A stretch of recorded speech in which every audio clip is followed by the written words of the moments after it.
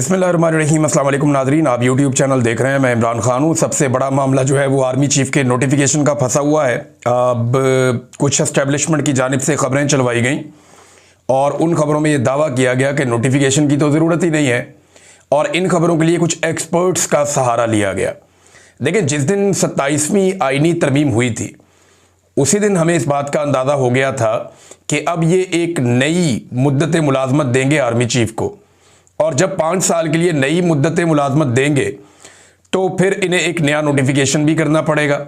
और इसकी गवाही राणा सनाउल्लाह साहब ने दी थी। लेकिन पहले देख लें कि अभी जो तज्ज़ियाकार हैं उनके ज़रिए से किस किस्म के मौक़िफ़ दिलवाए जा रहे हैं जनाब के 26वीं आईनी तरमीम और फिर जो 27वीं आईनी तरमीम बाद में हुई, इसके मुताबिक ये दावा किया जा रहा है कि जनाब ज़रूरी नहीं है और आर्मी चीफ नोटिफिकेशन की ज़रूरत नहीं। 27वीं तरमीम के तहत चीफ ऑफ डिफेंस फोर्सेस और आर्मी चीफ के ओहदे 2030 तक साथ चलेंगे।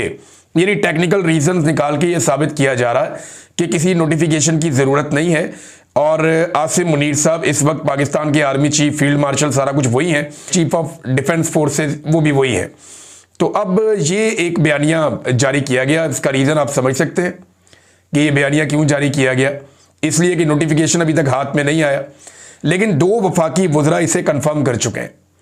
एक कंफर्म कर चुके हैं ख्वाजा आसिफ, जिन्होंने ये ट्वीट करते हुए कहा कि नोटिफिकेशन आ जाएगा, शहबाज शरीफ साहब पाकिस्तान आएंगे, अमल शुरू हो गया है, नोटिफिकेशन आ जाएगा, क्यास आराइयों से गुरेज किया जाए। लेकिन ख्वाजा साहब ने यह कंफर्म नहीं किया कि नोटिफिकेशन किसके लिए किया जाएगा या वो कौन शख्स होगा जिसको नोटिफाई किया जाएगा। लेकिन ख्वाजा साहब ने ये कंफर्म कर दिया कि नोटिफिकेशन की ज़रूरत है। तो ये जो लोग कह रहे थे कि नोटिफिकेशन नहीं चाहिए, उसका जवाब तो ये है। फिर राणा सनाउल्लाह साहब का एक स्टेटमेंट है और ये हमें यहाँ पे याद रखना चाहिए। राणा सनाउल्लाह साहब ने 13 नवंबर को, जब ये 27वीं आईनी तरमीम हुई, तो उन्होंने नदीम मलिक साहब के प्रोग्राम में कहा था कि चीफ ऑफ डिफेंस फोर्सेस का ओहदा नया है और 5 साल के लिए है, इसलिए इसका नोटिफिकेशन फ्रेश और 1-2 दिन में हो जाएगा। लेकिन ये नोटिफिकेशन आज के दिन तक नहीं हुआ। ये तो राणा सनाउल्लाह साहब ने कहा था और किसी ने नहीं कहा। और राणा सनाउल्लाह साहब साबिक लॉ मिनिस्टर हैं और वो जितना कुछ जानते हैं, यानी इन मामलात में वज़ीर दाखिला भी रहे हैं, वो पंजाब में लॉ मिनिस्टर भी रहे हैं वो, और वो कानून के तालिब इल्म हैं, कानून को अच्छी तरह जानते भी हैं और लेजिस्लेचर भी हैं और किचन कैबिनेट का हिस्सा है शरीफ खानदान की। तो राणा साहब ने तो ये कहा था 13 नवंबर को, और आज क्या तारीख है? आज 1 दिसंबर हो चुका है। 28 नवंबर की रात 12 बजे आर्मी चीफ की मुद्दत मुलाजमत ख़त्म हो गई थी। अगर तो नया नोटिफिकेशन चाहिए तो अब 3 दिन हो गए हैं, कोई आर्मी चीफ नहीं है। तीसरा दिन शुरू है, कोई आर्मी चीफ नहीं है, ना 29 को, ना 30 को और ना आज 1 को। अब ये नोटिफिकेशन रुका क्यों हुआ, ये है बड़ा सवाल। देखिए, पाकिस्तान का जो सबसे इंपॉर्टेंट इवेंट होता है ना, वो आर्मी चीफ की तैनाती, तकर्री या एक्सटेंशन होता है। बाकी सारे काम पाकिस्तान में सानवी नौयत के हैं। पाकिस्तान का जो सबसे अहम इवेंट होता है या सबसे अहम कोई नोटिफिकेशन होता है वो आर्मी चीफ की तकर्री होता है, जिसमें पाकिस्तान के स्याह और सफ़ेद का मालिक एक बावर्दी शख्स को बना दिया जाता है 3 साल के लिए, और अब ये काम शायद 5 साल के लिए होगा। ये सबसे इंपॉर्टेंट दिन होता है, बाकी सारे दिन फारग होते हैं। यानी इंडिया के साथ झड़प हो गई, जंग हो गई, छोटी बात है। 9 मई हो गया पाकिस्तान में, छोटी बात है। किसी वज़ीर आज़म को साबिक को जेल में डाल दिया, छोटी बात है। किसी साबिक वज़ीर आज़म को फांसी दे दी, छोटी बात है।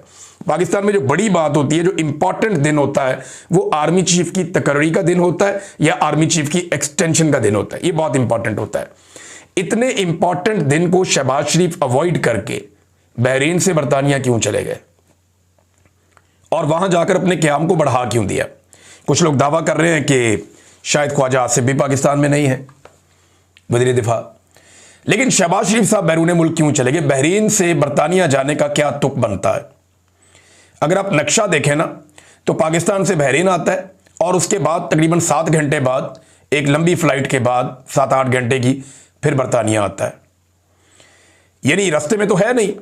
हाँ, ये समझ आती है कि शहबाज शरीफ अमेरिका गए और वापसी में बरतानिया रुक गए, ये तो बात समझ आती है।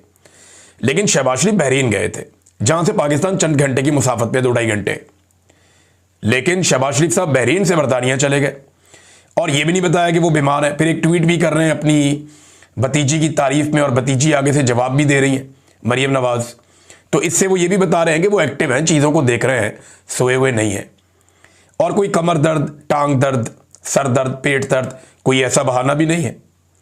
यानी शहबाज शरीफ साहब इस बात में बड़े माहिर हैं, जब भी उनके ऊपर केसेस बनते थे बीमार हो जाते थे, वो कमर में उनके दर्द निकल आती थी और वो अस्पतालों में दाखिल हो जाते थे। शहबाज शरीफ, नवाज शरीफ, वो इन चीज़ों के माहिर हैं। जैसे ही उन पर मुश्किल वक्त आता है वो अस्पतालों में पहुंच जाते हैं। जैसे ही उन्हें अदालत बुलाती है वो कह रहे जी हमें कोरोना वायरस हो गया, हम अदालत में पेश नहीं हो सकते। ये बार बार हमने देखा है। लेकिन शहबाज शरीफ साहब बरतानिया गए क्यों? हालांकि ये रास्ता भी नहीं बनता। वो बहरीन से आगे बरतानिया चले गए और वहां पे जाके अपने स्टे को प्रलॉन्ग भी कर दिया, लंबा कर दिया। वजह क्या है? इतने इंपॉर्टेंट दिन तो शहबाज शरीफ साहब को पाकिस्तान आना चाहिए था।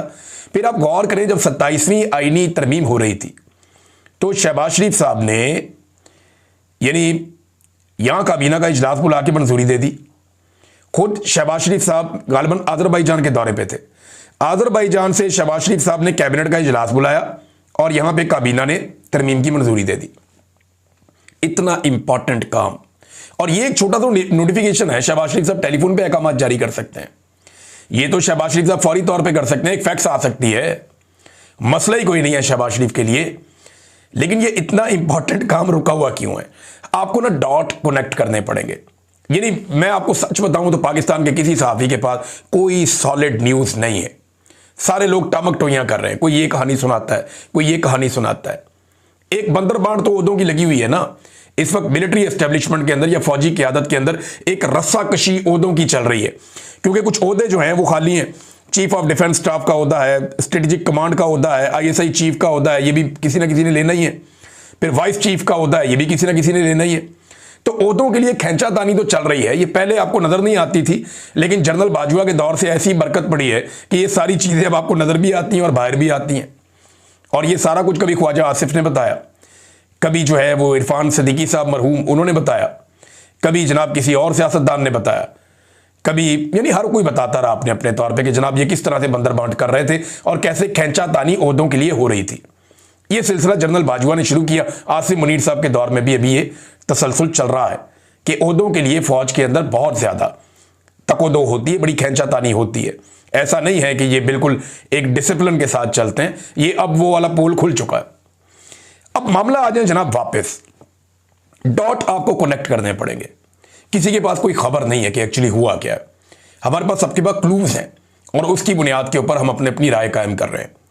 अब अलग अलग सोर्सेज से अलग अलग चीजें आई, मैं आपके सामने रख देता हूं। नंबर एक, 3 किस्म की बातें हो रही।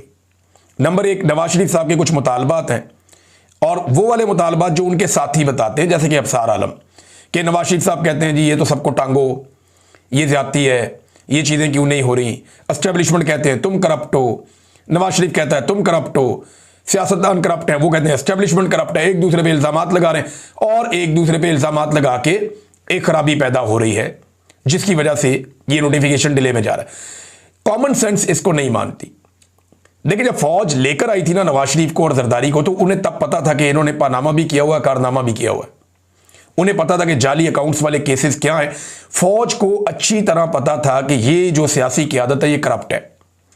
एक एक केस को उन्होंने पढ़ा हुआ था, एक एक फाइल का उन्हें ब्रीफिंग दी गई हुई थी और जितना उनका दिमाग होता है उतना ही पढ़ना उन्होंने। लेकिन जो पढ़े लिखे लोग हैं उन्होंने इनको बताया था कि जनाब ये इंतहाई दर्जे के करप्ट हैं, इन्होंने बेईमानी की हुई है, इन्होंने कौम का अरबों रुपया डकारा हुआ है और इनके पास कोई जवाब नहीं है। तो फौज जब इनको लेकर आ रही थी तभी फौज को पता था ये करप्ट है, तो करप्शन के ऊपर तो कोई लड़ाई है नहीं और ये नकम्मे भी हैं, ये भी फौज को पता था, तभी तो फौज इनको लेकर आई। दूसरा, करप्शन फौज का मसला नहीं है, ये सियासतदानों को भी पता था, तो इस पे तो ये लड़ नहीं सकते आपस में। बैड गवर्नेंस पे या करप्शन के ऊपर, इन चीजों पे ये आपस में नहीं लड़ सकते। लिहाजा ये वाला बयानिया जो है ना कि नवाज शरीफ और फौज के बीच में इख्तलाफात कोई सिविलियन सुपरमेसी के मामलात के हैं या कोई करप्शन या गवर्नेंस के मामलात के हैं, इसको तो आप काट दें, ये वाला बयानिया तो नहीं बनता। दूसरा ले लें, मियां साहब के वो मुतालबात जो दीगर सोर्सेज ने बताए और कई सोर्सेज से सामने आए, यानी इमरान खान से मुझे मुकम्मल छुटकारा लेकर दिया जाए। यानी मियां साहब ये समझते हैं कि एस्टेब्लिशमेंट ने इमरान खान को बनाया, हालांकि वो 22-24 साल के बाद तकोदो करके वो इस मुकाम पर पहुंचे।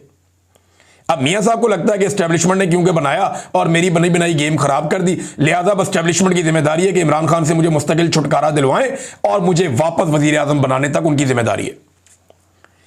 ये बात जो है ना थोड़ा सा मंतकी लगती है। नवाज शरीफ के अंदर का इनकलाबी कभी कभी जागता है, लेकिन फिर फटाफट वो बूट पॉलिश कर देते हैं, वो सारा काम खराब हो जाता है। लेकिन ये मंतक इसलिए लगती है कि नवाज शरीफ के लिए अगर कोई वाहिद खौफ और रुकावट है तो वो इमरान खान है। आज इमरान खान की रुकावट मियां साहब के सामने ना हो, या एक लम्हे के लिए फर्ज करें कि खुदा न खास्ता इमरान खान नवाज शरीफ के रास्ते की रुकावट नहीं है, तो नवाज शरीफ तो 1 मिनट में एंटी एस्टेब्लिशमेंट बन जाएगा। उसको तो डर ही इमरान खान का है कि अगर मैं अभी एंटी एस्टेब्लिशमेंट बनने की एक्टिंग करूंगा तो फौरी तौर पे एस्टेब्लिशमेंट जो है वो न्यूट्रल हो जाएगी। वो कहेगी ठीक है अपनी लड़ाई खुद ही लड़ो, फिर इमरान खान से हम सारे मिलकर भी नहीं लड़ सकते। तो ये वाली बात मंतकी लगती है कि नवाज शरीफ की ये वाली ख्वाहिश, यानी कुछ हद तक। और तीसरी एक और चीज है, और वो है अमरीकी इजाजतनामा। मैं अमेरिका के बारे में आपको एक बात बताता हूं कि अमेरिकन उस तरह नहीं सोचते जैसे बाकी दुनिया सोचती है। अगर अमेरिकन भी वैसे ही सोचते जैसे बाकी दुनिया सोचती है तो वो सुपर पावर ना होते। नॉर्मल लोग पता कैसे सोचते हैं, या नॉर्मल ममालिक, वो ऐसे सोचते हैं कि ये आदमी हमारा वफादार है, इसने हमारे लिए काम किया हुआ है, हम इस पे भरोसा कर सकते हैं और ये हमारे लिए बेहतर आदमी है। अमेरिका ऐसे नहीं सोचता। अमेरिका ये सोचता है कि इस आदमी ने कल हमारे लिए काम किया था, कल तक ये हमारा वफादार था, हमने इससे अपना काम निकलवा लिया है, क्या हमारे आने वाले मकासद ये बंदा पूरे कर सकता है?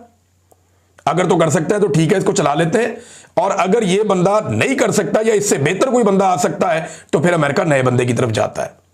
अमेरिका ये देखता है कि मुस्तकबिल में कौन उनके काम आ सकता है, वो ये नहीं देखता कि पीछे माजी में कौन उनके काम आ रहा है या कौन काम आता रहा है। वो आगे बढ़ते हैं और अमेरिकन अपने मफादात को देखते हैं। अब देखें, बहुत बड़े बड़े वादे आसिम मुनीर साहब ने अमेरिका से किए हैं, शहबाज शरीफ ने भी अमेरिका से किए हैं, और डोनाल्ड ट्रंप उन वादों को बाज़-औक़ात खुलकर बाज़-औक़ात दबे लफ्ज़ों में बता भी चुका है।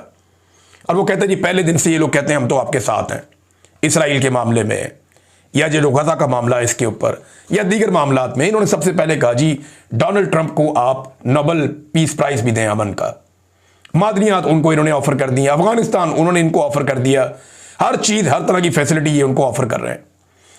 लेकिन अमेरिका ने यह भी देखना है कि क्या कोई इतना ताकतवर जर्नैल जो मुल्क के स्याह और सफेद का मालिक भी हो जाए और उसे ताहयात इस्तिस्ना भी मिल जाए और वो ताकत की उस मिराज पे पहुंच जाए कि उससे पहले कोई भी जर्नैल उतना ताकतवर ना हो, तो क्या अमरीकी मफादात को वो सूट करता है या अमेरिका को एक नया और कमजोर जर्नैल सूट करता है? यह बात भी आपने अपने जहन में रखनी है।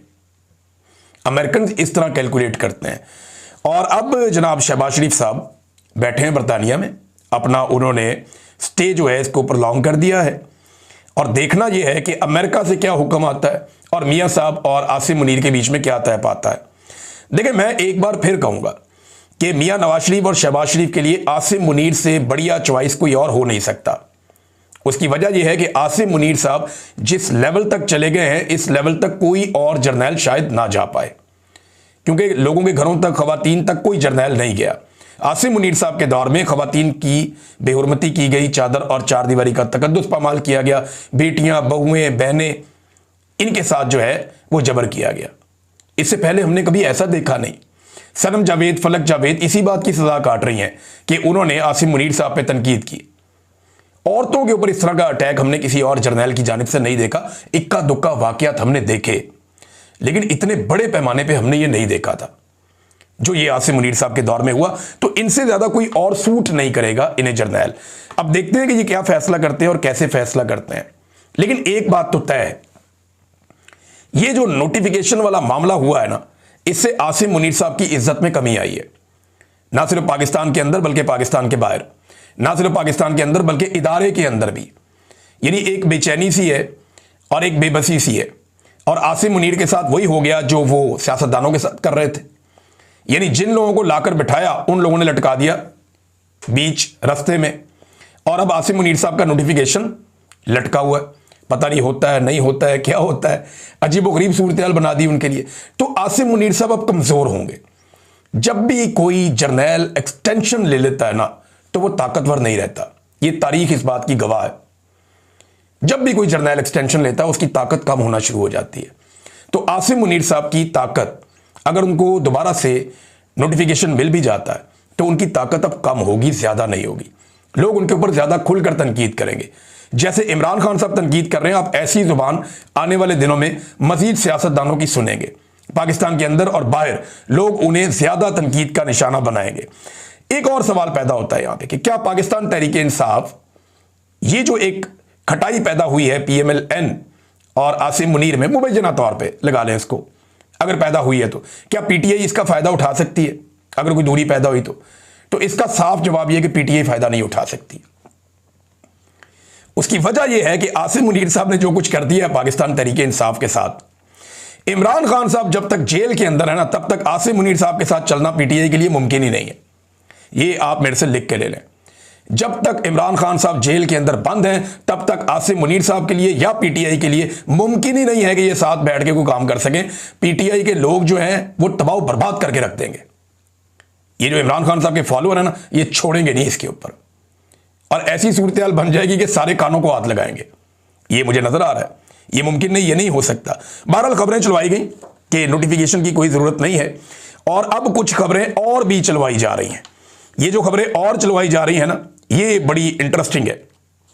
खबर ये चलवाई जा रही है जनाब के वहां पे हो जाएगा गवर्नर राज खैबर पख्तूनख्वा में। शाहिद मेतला साहब ने इसके ऊपर बड़ी जबरदस्त जो है वो न्यूज दी है। मैं चाहता हूं वहां से आपको पढ़ के सुनाऊं, आपको बड़ा मजा आएगा, क्योंकि इस पे जो असल खबर है मैं आपको बाद में बताता हूं। कहते हैं जी कि बिलावल भुट्टो के करीबी जराये का कहना है कि खैबर पख्तूनख्वा में गवर्नर राज लगाने का मामला अभी तक फैसल करीम कुंडी या बिलावल के साथ डिस्कस नहीं किया गया। अगर जरदारी के साथ हुआ है तो जरदारी ने अभी तक बताया नहीं।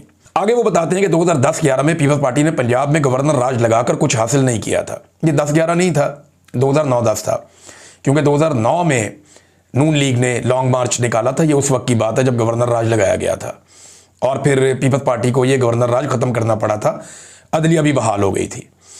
तो उसके बाद वो कह रहे हैं जी कि अगर गवर्नर राज लग भी गया तो पार्लियामेंट के दोनों ऐवानों से मंजूर करवाने के बावजूद 60 दिन में सूबाई असेंबली के अंदर ले जाना पड़ेगा, और फिर दोबारा सूरत हाल जीरो पे आ जाएगी। तो गवर्नर राज के ऑप्शन को ये एंड में जाके कहते हैं कि मुश्किल है, और पीपल्स पार्टी गवर्नर राज के हक में नहीं है, ये शाहिद मेतला साहब कहते हैं।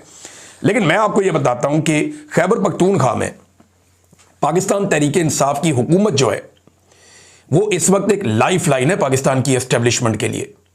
ये जो लोग खैबर पख्तूनख्वा में रहते हैं या जाते आते हैं या लोगों को, आवाम को मिलते हैं, उनको इस बात का पता है। अगर पाकिस्तान तहरीक इंसाफ की हुकूमत को अगर खैबर पख्तूनख्वा में खत्म कर दिया एस्टेब्लिशमेंट ने, या वहां गवर्नर राज लगा दिया, तो याद रखिएगा वो आग भड़केगी, इनसे संभाली नहीं जाएगी। PTI की हुकूमत एस्टेब्लिशमेंट और अवाम के बीच में एक बफर जोन का काम कर रही है। खैबर पख्तूनख्वा की अवाम में नफरत भर चुकी है, और वो ऑपरेशन को एक गाली की तरह लेते हैं। और क्योंकि बीच में पाकिस्तान तहरीक इंसाफ की हुकूमत है, तो वो बहुत सारी चीजें एब्जॉर्व कर लेती है। पाकिस्तान तहरीक इंसाफ की हुकूमत बहुत सारे इल्जामात, बहुत सारी चीजें लगातार एब्जॉर्व कर रही है, और उसकी वजह से उनकी मकबूलियत को चोट भी लगती है। दूसरी जानिब एस्टेब्लिशमेंट जो है वो धड़ल्ले से अपना काम कर रही है। लेकिन अगर कहीं गवर्नर राज लगा दिया तो PTI की जिम्मेदारी खत्म, फिर अवाम जाने और एस्टेब्लिशमेंट जाने। तो ये मिलिट्री एस्टेब्लिशमेंट के साथ बहुत बुरा होगा। वो जो एक बफर जोन कायम है, बफर जोन कहते हैं कि दो फोर्सेस के बीच में एक ऐसा इलाका जहां पे दोनों नहीं आ सकती, तो एक बफर जोन होता है। तो वो लड़ाई से रोकता है, तसादुम से रोकता है। तो PTI की हुकूमत वो बफर जोन है एस्टेब्लिशमेंट और अवाम के बीच में। और अगर कहीं ये बफर जोन खत्म हो गया ना, तो फिर अवाम जाने और एस्टेब्लिशमेंट जाने, ये आप सब जानते हैं फिर क्या होगा। नाज़रीन, मंगल का दिन बहुत इंपॉर्टेंट है। इसके हवाले से शाहिद खटक ने भी कहा कि गवर्नर राज लगाने की ये धमकियां दे रहे हैं बिला वजह। ना गवर्नर रहेगा तो ना राज रहेगा, ये कोशिश करके देख लें। असल बात यह है कि मंगल वाले दिन से तवज्जो हटा रहे हैं। यानी कल के दिन में पाकिस्तान तहरीक इंसाफ के तमाम MNAs, MPAs, सेनेटर्स और जितने ओहदेदारान हैं, वो सारे ना सिर्फ इस्लामाबाद हाई कोर्ट पहुंचेंगे, बल्कि उसके बाद वो सारे अडियाला जेल भी पहुंचेंगे। अब अगर नोटिफिकेशन हो जाता है, उससे पहले नोटिफिकेशन होने की सूरत में तो मुलाकात शायद करवा दी जाए। लेकिन अगर नोटिफिकेशन नहीं होता मंगल तक और इमरान खान से मुलाकात भी नहीं करवाई जाती, तो एक सिचुएशन बन सकती है। खैबर पख्तूनख्वा से वो रास्ते बंद करने का ऐलान कर चुके हैं, जबकि बड़े पैमाने पे जब अरकान असेंबली अडियाला के बाहर पहुंचेंगे तो एक नई सिचुएशन बन जाएगी। और ऐसी सूरत हाल में जब पाकिस्तान के अंदर कोई जिम्मेदार नहीं है, यानी शहबाज शरीफ पाकिस्तान से बाहर है, पाकिस्तान के अंदर कोई जिम्मेदारी उठाने को तैयार नहीं है, इस वक्त आईनी नुक्ता नज़र से बहुत सारे लोगों के ख्याल में कोई पाकिस्तान का आर्मी चीफ भी नहीं है, तो मेरा नहीं ख्याल कि कोई गोली चलाने का रिस्क लेगा। इससे पहले जो बार बार गोली चलाने का रिस्क लिया गया, ऐसा लगता है कि अब वो रिस्क लेना बहुत मुश्किल हो जाएगा। लिहाजा मंगल का दिन बहुत इंपॉर्टेंट है। सुहेल अफरीदी को नाकाम करने की बहुत सारे लोग कोशिश कर रहे हैं। उन्होंने वार्निंग जारी कर दी है कि हम नेम एंड शेम भी करेंगे जो लोग नहीं आएंगे, यानी सारे लोगों को पहुंचना पड़ेगा इमरान खान साहब की मुलाकात खोलने के लिए और उनकी कैद तन्हाई को खत्म करने के लिए। नाज़रीन, बन्नू में एक अफसोसनाक वाकया पेश आया, दहशतगर्दी का वाकया। 9 फौजी जवान जो है हमारे शहीद हो गए, जबकि बहुत सारे जख्मी हो गए हैं। अब इन हालात के अंदर जो है वो दहशतगर्दी भी बढ़ती जा रही है।